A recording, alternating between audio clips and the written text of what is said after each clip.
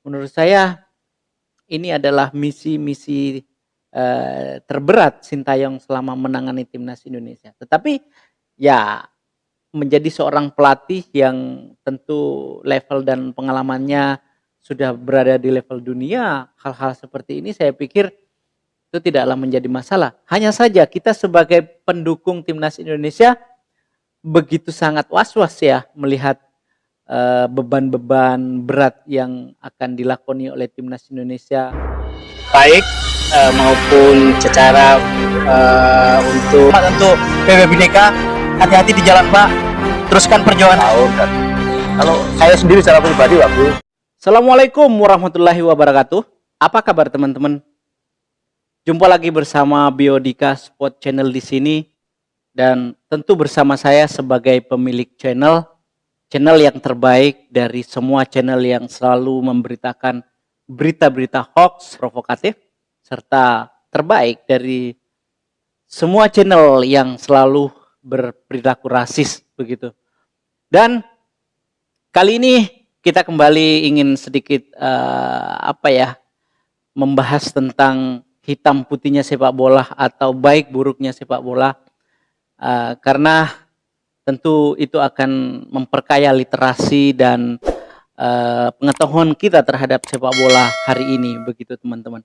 Karena sejatinya kita pasti tahu bahwa kedepannya sepak bola Indonesia akan menjadi sepak bola yang sangat dikagumi, sangat membanggakan, dan tentu menjadi sebuah olahraga yang sangat besar di Indonesia.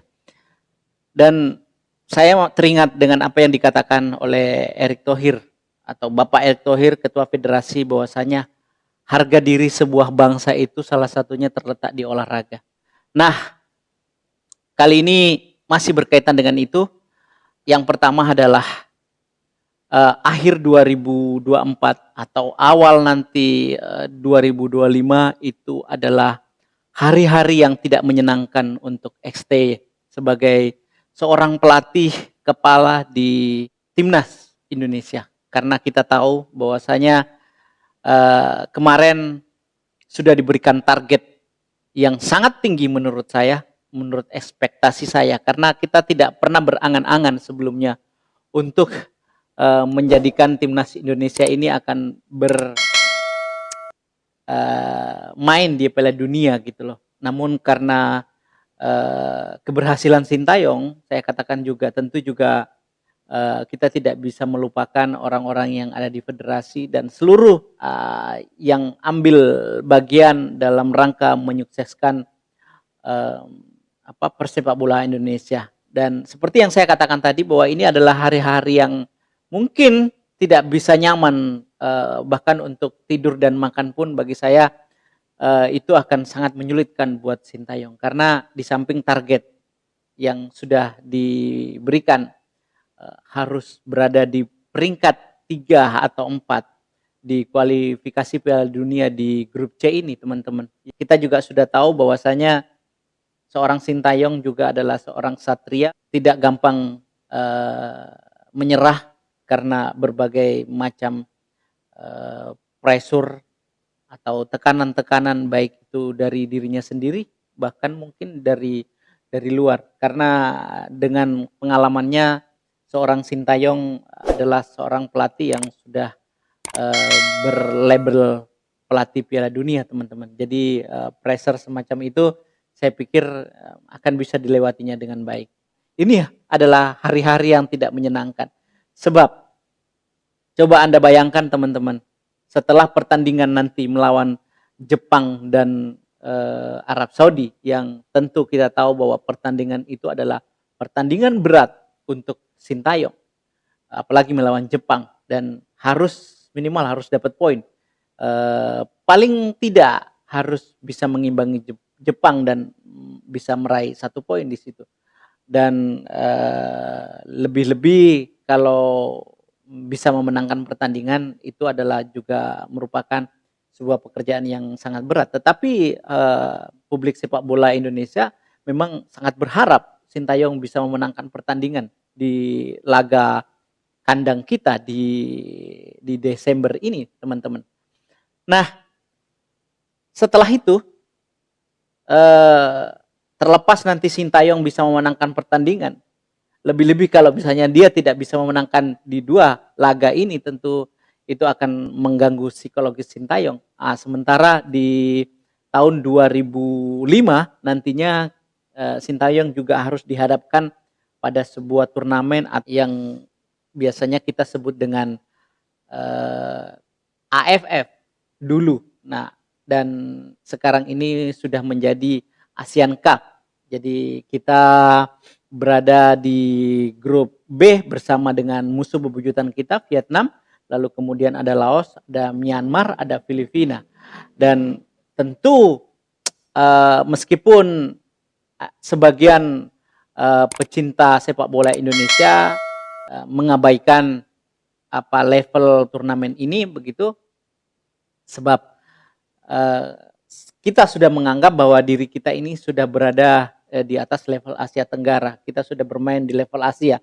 Bahkan jika tidak ada halangan, kita bisa bermain di dunia, Piala Dunia begitu ya. Dan ini tentu sebagian publik tanah air terpecah soal Piala AFF yang akan berlangsung pada bulan Desember tanggal 8 sampai dengan tanggal 5 Januari teman-teman. Jadi setelah pertandingan melawan Arab Saudi di tanggal 15, nah kemudian nanti di Desembernya tanggal 8 kita juga akan melakukan pertandingan begitu di Piala AFF begitu tepatnya. Nah,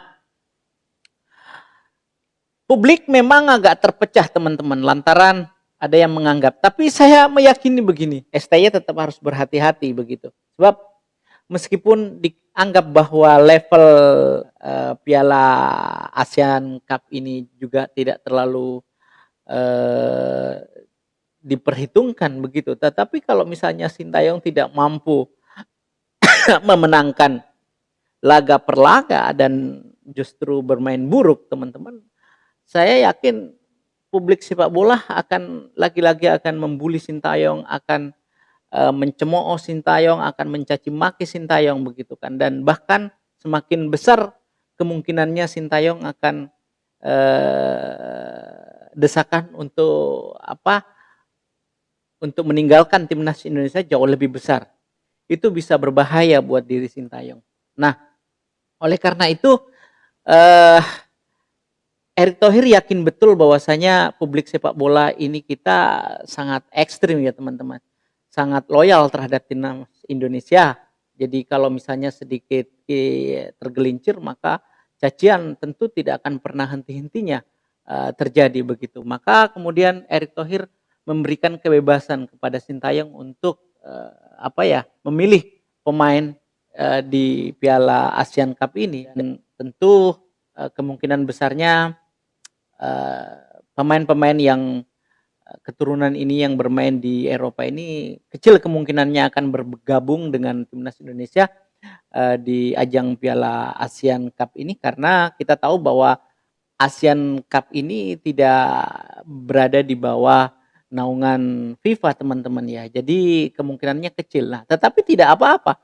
Kita masih punya beberapa pemain-pemain domestik yang saat ini tentu tidak terlalu banyak diberikan kesempatan untuk menunjukkan kualitas dan skillnya di kualifikasi Piala Dunia, dan inilah kesempatan mereka untuk menunjukkan kualitasnya. Kita tahu bahwasanya ada Sadil Ramdhani begitu yang juga dengar-dengar kemudian akan mengisi slot di ASEAN Cup ini dan banyak lagi. Dan ini tentu adalah sebuah ujian atau sebuah tantangan untuk para pemain-pemain yang berkompetisi di liga domestik ini untuk memperlihatkan kemampuannya. Sekali lagi saya mengatakan bahwa sekalipun ini bukan menjadi ajang yang sangat bergengsi menurut teman-teman karena level Indonesia sudah tidak di level ini, tapi saya yakin kalau Indonesia tidak mampu atau bahkan memenangkan piala di ASEAN Cup ini, saya tidak tahu apa yang terjadi, bulan-bulan apa lagi yang kemudian akan menanti di depan Sintayong. Jadi Sintayong juga menurut saya harus berhati-hati teman-teman ya.